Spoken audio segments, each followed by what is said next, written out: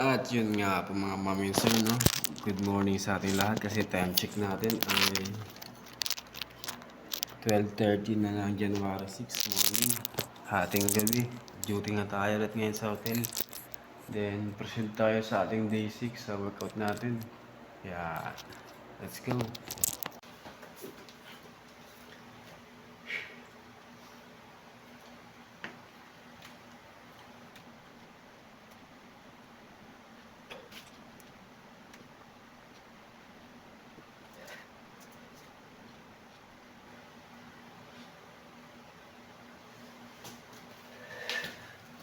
At yun nga po, no, katapos din lukuhin yung sarili natin. Hindi ko alam kung hanggang saan o hanggang kailan matapos. Pero sana sipagin tayo araw-araw talaga. Bali yung mga video ng workout natin, yung kabuuan, hindi ko na nilalahat. Bali summarize na lang para may pang-upload tayo araw-araw. Kasi yung ibang workout bukod dito sa hotel, doon ko ginagawa sa bahay pag nakapahinga tayo pag sinipag.